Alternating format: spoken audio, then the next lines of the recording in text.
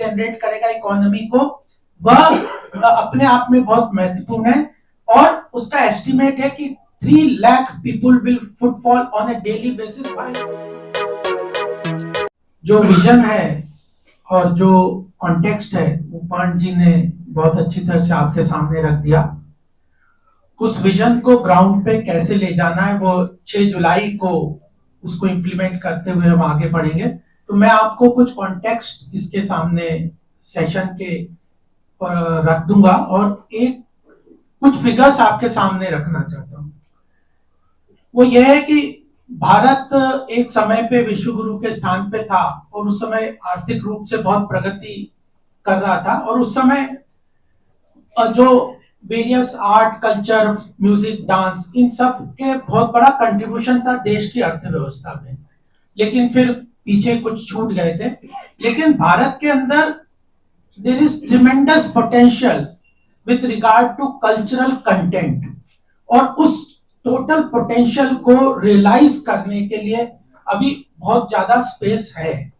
तो this conclave has the aim of realising the potential, total cultural potential of India's contents, जो सांस्कृतिक धरोहर है उसको लीवरेज करते हुए हम आर्थिक रूप से कैसे भारत को महाशक्ति के रूप में ले जाए, यह इसका उद्देश्य है।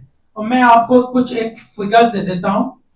पिछले 10 साल में काफी काम इस फील्ड में हुआ है, लेकिन एक मैं आपको बताता हूं कि 2019 में कुंभ मेला का ऑर्गेनाइज किया गया था।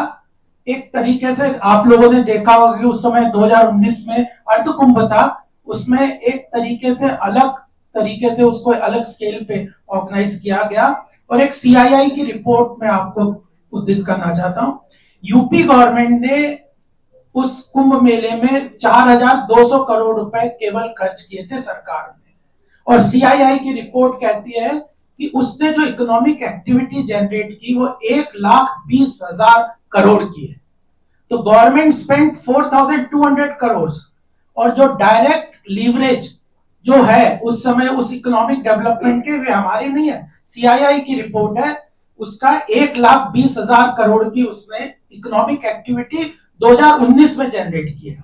और अब 25 में फिर से कुंभ के ऑर्गेनाइजेशन के लिए जो बजट उत्तर प्रदेश सरकार ने रखा है वो 8,000 करोड़ का है, और अगर सेम लेवल पे भी रखें तो 2,40,000 करोड़ का वो एक्टिविटी जनरेट करेगा, इकोनॉमिक एक्टिविटी है तो नॉर्मल है। बट अगर हम मल्टीप्लायर इफेक्ट इसका बढ़ा दें, यानी जो जनरेशन करने की मल्टीप्लायर इफेक्ट इसकी बढ़ा दें तो कई गुना और इकोनॉमिक एक्टिविटी जनरेट करेगा। एक और आपके सामने फिगर रख देना चाहता हूं। एनएसएसओ ने का एक सर्वे, गवर्नमेंट की ऑर्गेनाइजेशन है, उसका एक सर्वे रिपोर्ट है कि टेम्पल इकोनॉमी जो आने वाली समय में पोटेंशियल है, वह उसका अभी के हिसाब से एस्टिमेट है कि 3,02,000 करोड़ की टेम्पल इकोनॉमी का पोटेंशियल है, जो कि जीडीपी को 2.32% कंट्रीब्यूट अभी कर रही है। अगर हम इसको लीवरेज करते हैं, जैसे हमने कहा फेस्टिवल इकोनॉमी हमारा एक टॉपिक है, टेम्पल इकोनॉमी का हमारा एक टॉपिक है, तो टेम्पल इकोनॉमी जो कि आज देश की जीडीपी में 2.32% केवल कंट्रीब्यूट कर रही है, वह कितनी ज्यादा आगे बढ़ जाएगी, ये हमें ध्यान में रखना चाहिए। तीसरी एक फिगर मैं आपको बता दूं, बिजनेस, टूरिज्म बिजनेस, उनका एक एसोसिएशन है, उनकी फिगर है कि जो टूरिज्म इंडस्ट्री है उसमें भारत में 60% ऑफ द टूरिज्म इंडस्ट्री में जो ट्रेवल वगैरह होती है दैट इज रिलीजियस टूरिज्म। तो जो इमेंस पोटेंशियल है भारत का वह अमेजिंग है। एक अयोध्या की फिगर में आपके सामने देख देता हूं।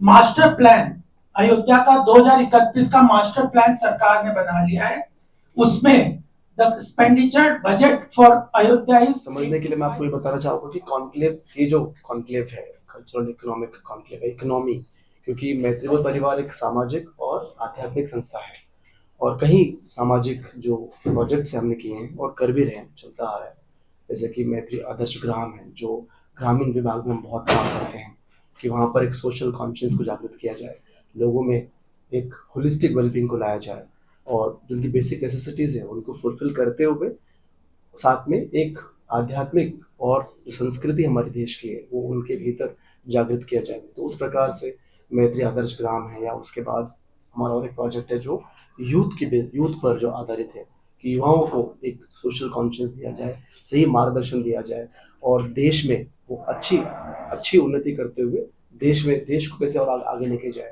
तो उस पर हम काम करते हैं, जहाँ पर youth for global piece and transformation के नाम से काम करते हैं। और हाल ही में दादाश्री जी ने एक बहुत ही बड़ा प्रोजेक्ट लॉन्च किया था हमने last year, which was called as चिंता मुक्त भारत 2032।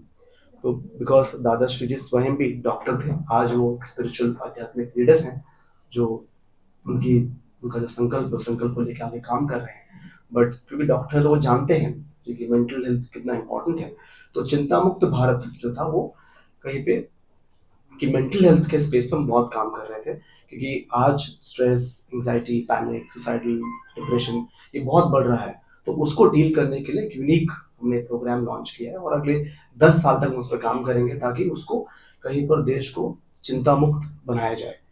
तो उसके साथ बट ये हम करते आ रहे थे, और अब जो है पहली बार हम इकोनॉमी के साथ जुड़ रहे हैं, इकोनॉमी के साथ हम काम करना चाहते हैं। और उसका मेन जो एक संकल्प है, उद्देश्य है, वो है मैत्रेय दादाश्री जी, उनका सपना और उनका संकल्प। उन्हें संकल्प उनके गुरु महाअवतार बाबा जी से उन्हें मिला, और इस संकल्प के साथ वो पिछले 25 सालों से काम कर रहे हैं। और आज जो ये कॉन्क्लेव की शुरुआत हो रही है, जो 6 तारीख को हम 6 जुलाई को नई दिल्ली में हम इसको लॉन्च करेंगे, और ये पहला एडिशन होगा। बट इस कॉन्क्लेव को लॉन्च तो हम 6 तारीख को, इसका एक प्रैक्टिकल मैनिफेस्टेशन आप कह सकते हो, पर जो विजन है वो 25 सालों से उनके साथ है, उनके दिल में है। और वो विजन ये है कि भारत देश में अपनी संस्कृति को पुनर्जागृत करते हुए, पुनर्स्थापित करते हुए देश को एक विश्व गुरु के राह पे लेके जाना है, देश को विश्व गुरु बनाना है। आज हम बात करते हैं, पूरे देश की जनता और सरकार सभी मिलकर हम एक साथ एक परिवार के रूप में वो सपना देख रहे हैं कि भारत देश इकोनॉमिक पावर बने, सुपर पावर बने, और पूरी जो दुनिया है, पूरा विश्व है, वो भारत देश की ओर देखे, और देख भी रहा है ना। पिछले कुछ सालों से देखेंगे तो काफी अच्छी हमने उन्नति की है, और बहुत हम आगे बढ़ रहे हैं। तो फिर भी हमें लगता है कि कहीं पर कुछ गैप है, और वो गैप ये है कि संकल्प हम रख सकते हैं कि हमको सुपर पावर बनना है या विश्व गुरु बनना है, पर वो संकल्प को हासिल करने के लिए एक व्यक्ति से वो संपूर्ण नहीं हो सकता, एक व्यक्ति सोचकर उसे कंप्लीट नहीं कर सकता। संकल्प जो देश का है, तो सारे देश की जनता और हमारे देश को सभी को उसमें योगदान देना होगा। तो वो संकल्प के साथ उस कल्चर, क्योंकि अगर आप देखेंगे, और आप सब पत्रकार हैं, आप सब जर्नलिस्ट हैं, तो आपका कर्तव्य क्या है कि जो सत्य है, जो सही है या गलत है, जो भी हो रहा है समाज में, वो लोगों तक पहुंचाना। तो जो एज इट इज जैसे है उसी को लोगों तक पहुंचाना, जो हो रहा है, जो आप उसको इन्वेस्टिगेट करते हैं, देखते हैं, और जो सत्य है वो लोगों तक पहुंचाते हैं। और अगर आप इसको संस्कृति के रूप में देखते हैं, तो वो जो गुण है, वो आध्यात्मिक गुण, वो दैविक गुण जो आपके भीतर, वो संस्कार जो है, वो सत्य है। सत्य जब आपके भीतर होगा तभी आप सत्य को लोगों तक पहुंचाएंगे। तो उसी प्रकार से सभी व्यक्ति को जो कार्य करना है, जो काम करना है, जो रिस्पॉन्सिबिलिटीज लेनी है, उसके लिए संस्कारों का होना बहुत जरूरी है। और हमारा देश जो है एक बहुत ही ज्यादा रिच एक देश है, या आप कह सकते हैं कि हमारे देश की संस्कृति जो है वो हमारी पहचान है। और आज हम थोड़ा ज्यादा इन्फ्लुएंस हुए थे बहुत समय से, बट अब